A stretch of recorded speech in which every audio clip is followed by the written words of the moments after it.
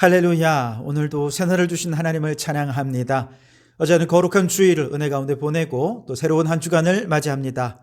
여러분이 한 주간도 복음의 증인, 기후 증인으로서 맡은 사명 잘 감당하는 여러분 되시기 바랍니다.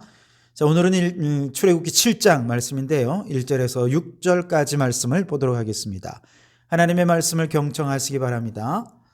여호와께서 모세에게 이르시되 볼지어다 내가 너를 바로에게 신같이 되게 하였은즉 내 형 아론은 내 대언자가 되리니 내가 내게 명령한 바를 너는 내 형 아론에게 말하고 그는 바로에게 말하여 그에게 이스라엘 자손을 그 땅에서 내보내게 할지니라. 내가 바로의 마음을 완악하게 하고 내 표징과 내 이적을 애굽 땅에서 많이 행할 것이나 바로가 너희의 말을 듣지 아니할 터인즉 내가 내 손을 애굽에 뻗쳐 여러 큰 심판을 내리고 내 군대 내 백성 이스라엘 자손을 그 땅에서 인도하여 낼지라. 내가 내 손을 애굽 위에 펼쳐 이스라엘 자손을 그 땅에서 인도하여 낼 때에야 애굽 사람이 나를 여호와인 줄 알리라 하시매 모세와 아론이 여호와께서 자기들에게 명령하신 대로 행하였더라. 아멘. 오늘도 이 말씀을 통해 우리에게 주시는 하나님의 음성을 듣게 되길 바랍니다. 모세와 아론이 이제 두 번째로 백성들에게 나아가서 하나님께서 약속의 땅에 대한 그 약속을 드디어 기억하셨고 행동하시기로 결심하셨다라고 하는 내용을 전해 주었지만 백성들은 이미 마음이 상하고 또 모세에 대해 불신하는 마음이 있었기 때문에 말을 들으려 하지 않습니다. 그러자 하나님께서는 이번에는 바로에게 직접 가라고 말씀하시죠. 그러자 모세가 손사래를 치며 말합니다. 하나님, 백성들도 내 말을 안 듣는데 바로 왕을 내가 어떻게 설득시킬 수 있겠습니까?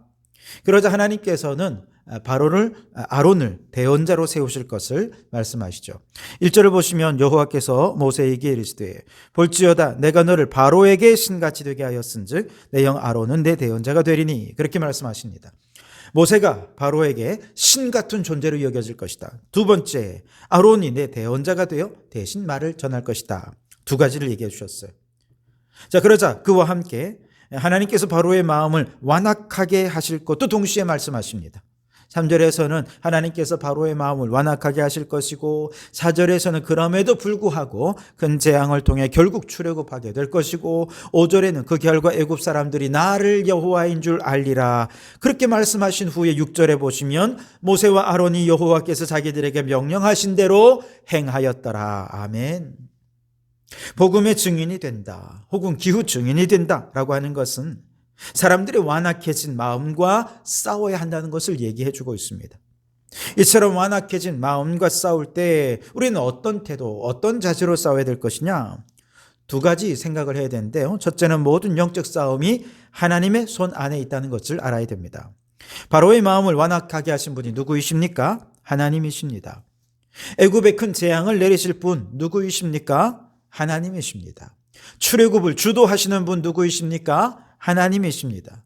그래서 이 모든 영적 싸움의 결과 모세를 바로의 신 같은 존재가 되게 하시고 하나님의 하나님됨을 높이 드러내게 하실 분은 누구이십니까? 하나님이십니다.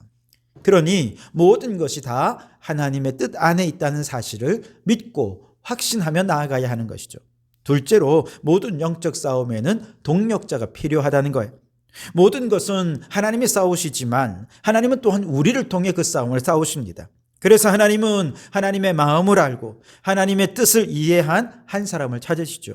하나님의 명령에 순종하고 뒤돌아보지 않고 충성하는 그 한 사람을 통해 하나님은 영적 싸움을 하나님의 승리로 이끌게 될 것입니다. 그러나 그 한 사람은 힘이 없어요. 하나님께 충성된 한 사람이 두 사람이 되고 두 사람이 세 사람이 되면 누구도 끊을 수 없는 믿음의 삼겹줄이 되는 것이죠. 전도서 4장 12절에 한 사람이면 패하겠거니와 두 사람이면 능히 당하나니 삼겹줄은 쉽게 끊어지지 아니하느니라 그랬습니다. 여러분, 모세와 아론이 삼겹줄을 이루니 끊을 수 없는 능력으로 바로 왕을 무너뜨렸습니다. 마찬가지로 오늘 우리도 동력자를 찾아서 동력해야 합니다. 하나님께서 모세에게 아론을 준비해 주신 것처럼 하나님께서는 우리를 위해서도 동력자를 준비해 주신 줄 믿습니다.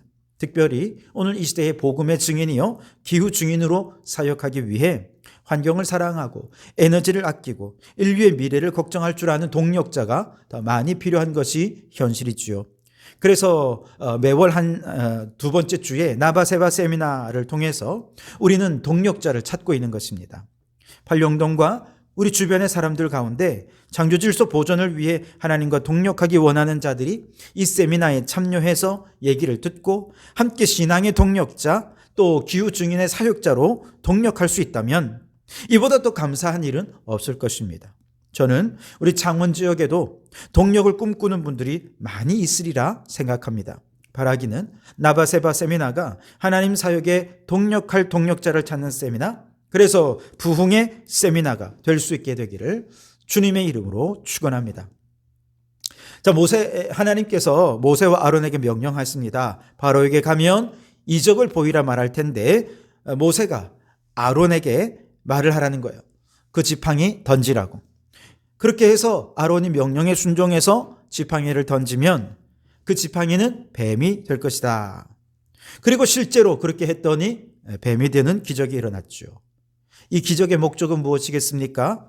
하나님은 살아계시고 이스라엘의 출애굽을 이끄시는 하나님은 전능하신 하나님이시다. 그러니 바로야 그 앞에 복종해라, 이런 뜻 아니겠습니까? 그런데 바로왕의 반응은 어떻습니까? 11절에 보니까 바로도 현인들과 마술사들을 부르매 그 애굽 요술사들도 그들의 요술로 그와 같이 행하되 각 사람이 지팡이를 던짐에 뱀이 되었으나 아론의 지팡이가 그들의 지팡이를 삼키니라 그랬습니다.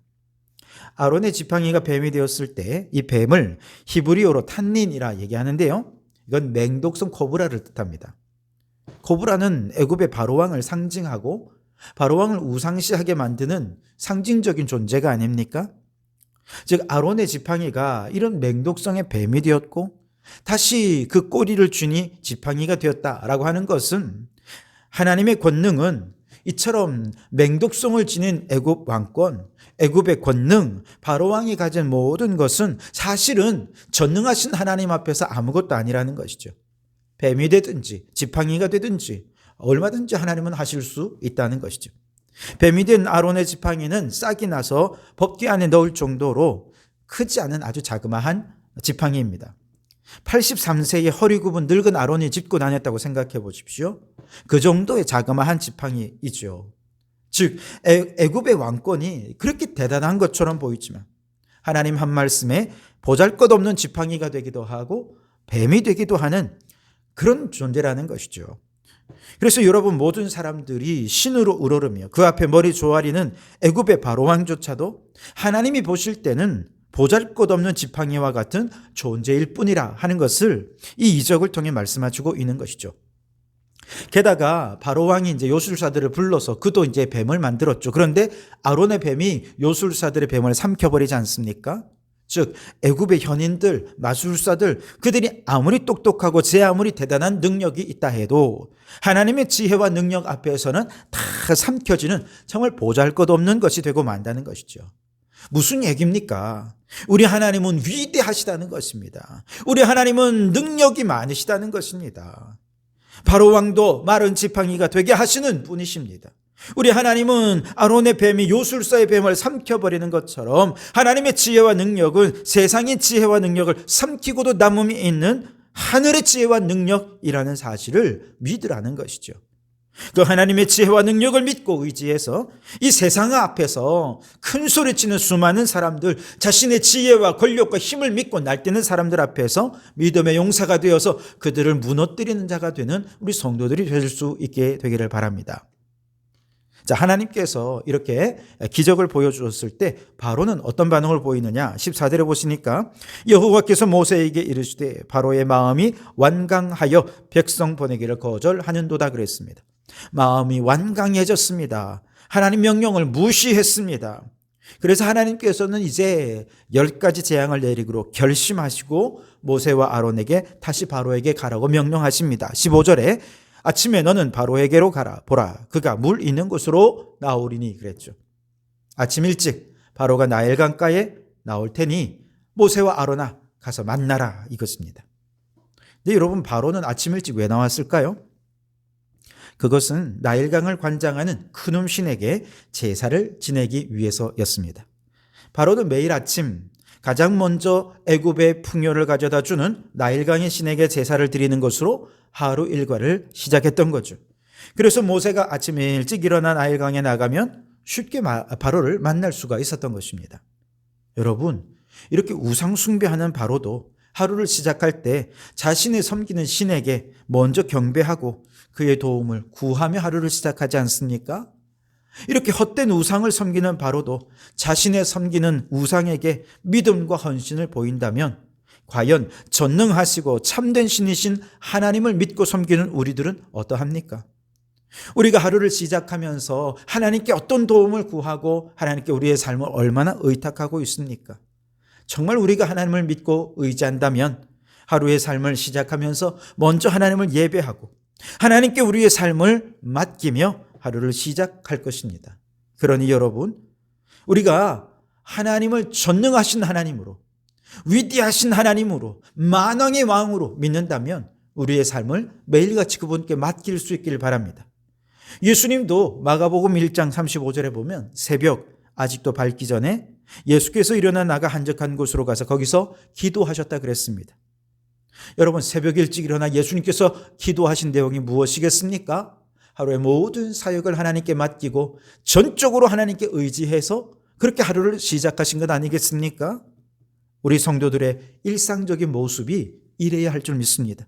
눈을 뜨며 일어나 제일 먼저 주님을 생각하고 주님을 만나고 주님 음성 듣고 주님의 뜻에 나의 뜻을 조율한 다음 그렇게 하루를 살아갈 때 하루 온종일 하나님의 뜻을 이루는 하나님 백성으로 살아가게 될 줄 믿습니다.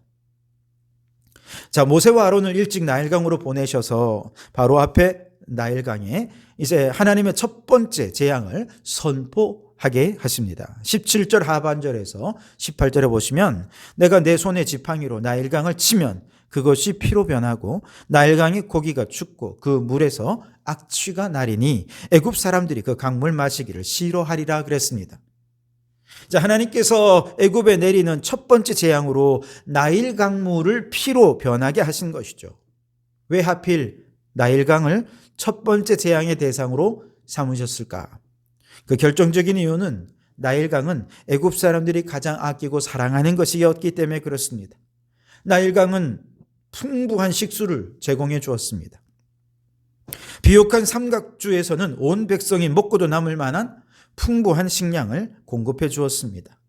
나일강에서 생선을 얻고 배 타고 다니며 왕래하는 교통수단도 되었죠. 이처럼 나일강은 많은 것을 공급받는 애굽의 부강함의 젖줄기, 애굽의 행복의 젖줄기가 되었습니다. 그렇기 때문에 그들은 굳이 하나님을 의지할 필요가 없었죠. 하나님을 섬길 이유가 없었습니다. 오히려 하나님을 섬기는 이스라엘 백성들이 예배를 드리지 못하도록 극심한 노역으로 심하게 시달리게 만들었죠. 그래서 하나님께서는 나일강을 가장 먼저 심판하신 것이죠. 나일강이 애굽 사람들의 행복의 젖줄기와 같은 것이었다면 어쩌면 오늘 우리에게 행복의 젖줄기와도 같은 것이 있다면 그것은 바로 돈이고 명예고 권력이고 지식이고 가족이 아니겠습니까? 내가 여기 행복이 있다, 여기 내 인생의 모든 것이 있다 라고 믿고 의지하는 것은 모두가 다 나일강인 거예요. 여러분들은 일의 노예가 되어 있어서 그 일하지 않으면 나는 불행하다고 생각하는 분이 있지 않습니까? 돈 없으면 불행하게 생각하는 분들이 너무 많죠.